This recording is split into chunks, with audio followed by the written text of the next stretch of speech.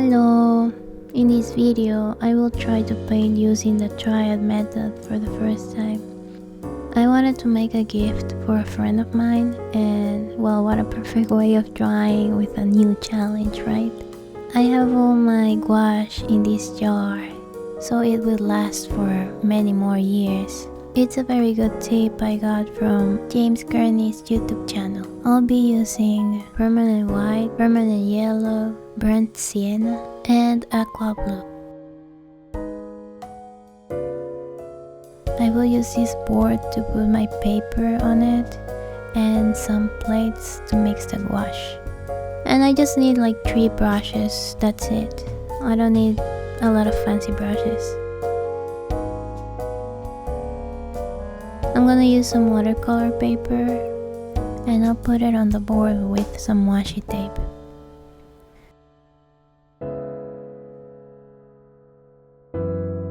So my friend has 2 doggies and they are called Minnie and Toby. I chose this picture of them because I think the composition is wonderful and it would be perfect for a portrait, so I decided to go with this. I made a small test and tried the colors I chose to make sure the combination was gonna be appropriate for what I wanted. I like to use watercolor pencils for the sketches, so in this case I use blue Kaele and red. So I sketched the rough base with blue just to make sure that the placement of the doggies or my composition is in the correct place. And if it's not, it's easier to fix it with a bluish, like a pale blue color compared to any other color. One of the things that makes the sketch easier in the beginning is drawing with straight or geometric shapes or lines. And then after that, you can add the details. In this case, I will add it with red. This is how I like to do it, but of course, every artist has their own way of doing things and their own method.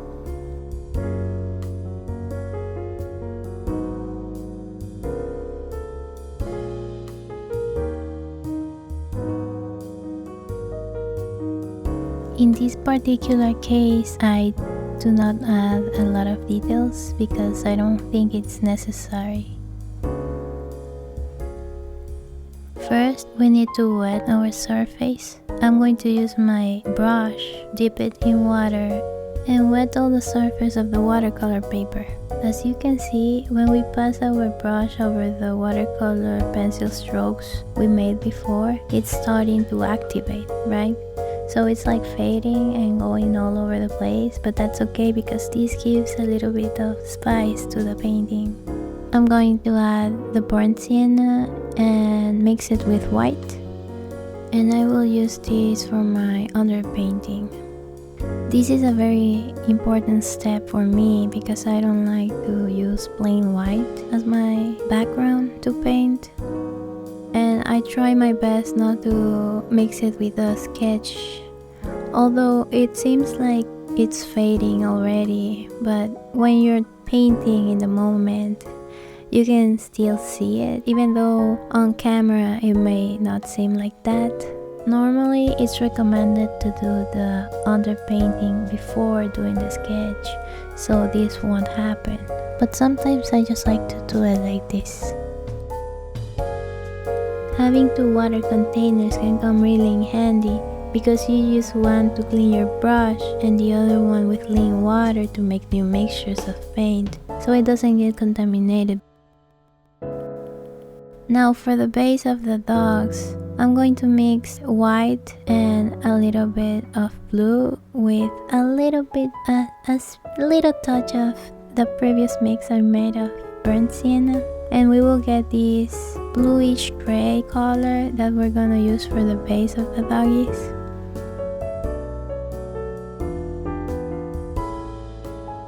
The dog's fur is white, and this may be a little bit challenging to paint if you don't have experience, but once you get the hang of it, you just need to trust the process.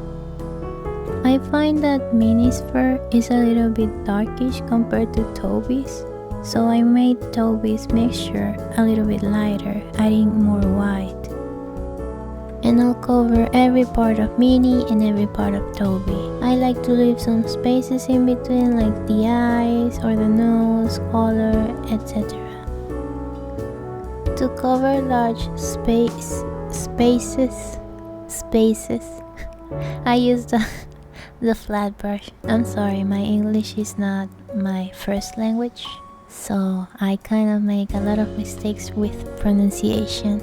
I apologize in advance. We are using gouache. We gotta remember that light colors tend to dry a little bit darker and darker colors tend to dry a little bit lighter. That's why it looks a little bit darker now compared to when I was laying down the paint. But that is completely normal, and that is how gouache works. I'm mentioning this in case some of the people watching are new to gouache. I'm going to mix some permanent yellow with blue to make green, and to that mixture I'm going to add burnt sienna, a little bit of burnt sienna, so the grass won't be as saturated and values will match better. And with this I will cover everywhere where the grass goes, but I want the grass to look patchy, so I won't make it homogeneous.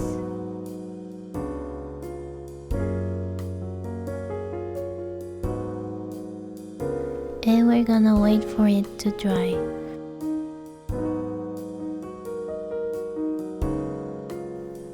So we painted the base of the dogs previously, and now we gotta paint a wider layer on top of it. As I mentioned before, Minnie's fur is a little bit darkish, but not only that, I find she's a little bit more yellowish as well. So in this mixture I will add a little bit of yellow, so the mixture will be a warm white. And I applied it. So what I like to do is, with my flat brush, I press it like this and see how it looks spiky. Well, when the brush is not as wet, this will give that texture we're looking for. Since these type of dogs have a lot of messy, curly, and the hair going all over the place, we want to recreate that type of texture in the painting. And you can also use the tip of the brush to make spiky hairs.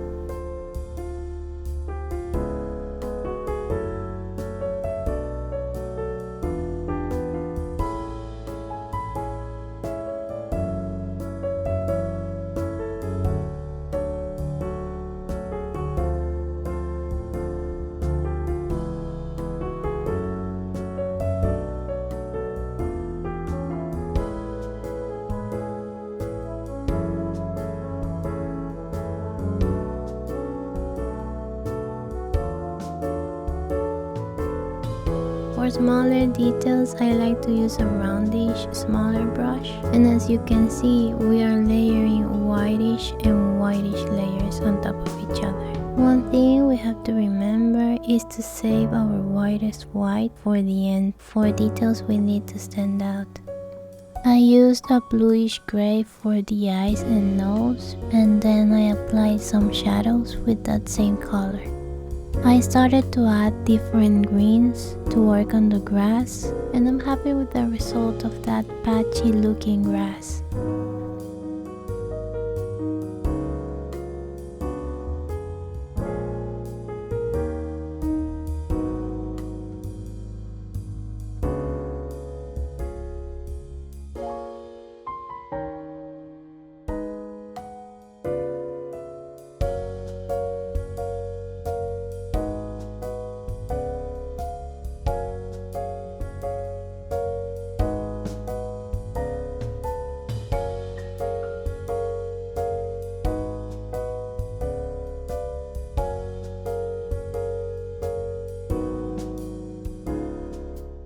When you start adding a lot of the small details, the painting starts having form, which is really nice because at first you're like, what am I doing? What am I doing? I don't know what I'm doing. Or well, sometimes a lot of us artists get that feeling, but that's why it's very common to say, just trust the process and keep doing it, keep going.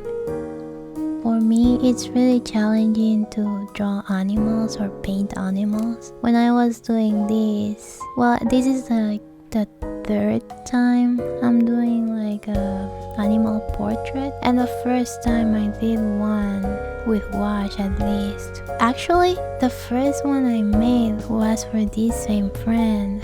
And if you see like the difference in the first and this one, I really made a lot of improvement, which is nice, and that makes me really happy.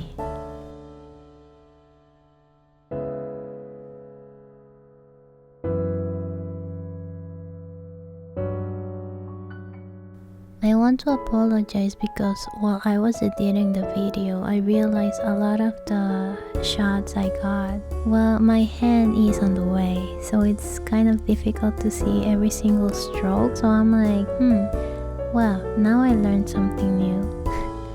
Well, because it's not very common for me to make this type of videos, please bear with me. I promise I'll try to get better for the next one.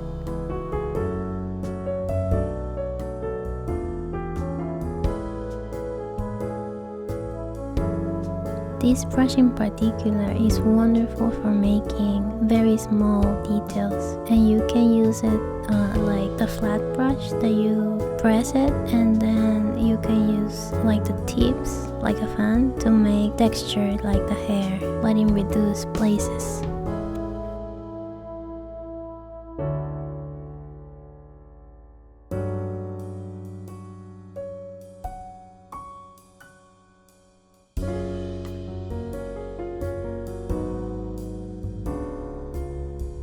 This painting took me like 2 days, maybe 5 hours each day, something like that. I don't remember exactly. And this is the first time I'm making a painting this size, like this complete. And it was a little bit daunting, and as I mentioned before, challenging, especially because it's dogs and it's a big painting, and I love Gouache, so it's okay. But at first I was like, what am I doing? Is this gonna be okay? I hope so. The second day I was starting to add more details, and I'm like, okay, maybe this is not too bad, right? And while I'm editing, I can see it more clearly, and that's nice.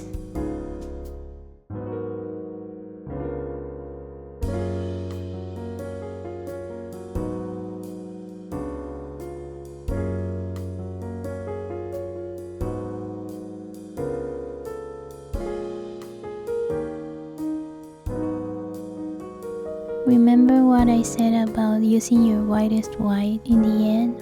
That's what I'm doing here, adding the whitest details.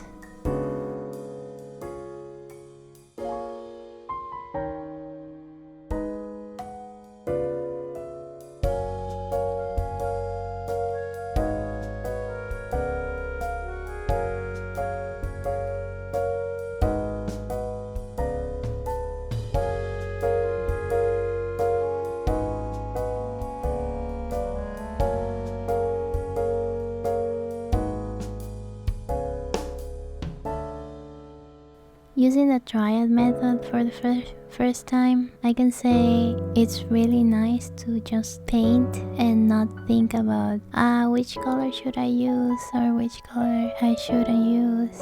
Well, for the more experienced, maybe it's not that hard, but for the newer people that use Gouache, I think using a limited palette is easier, especially with this type of method.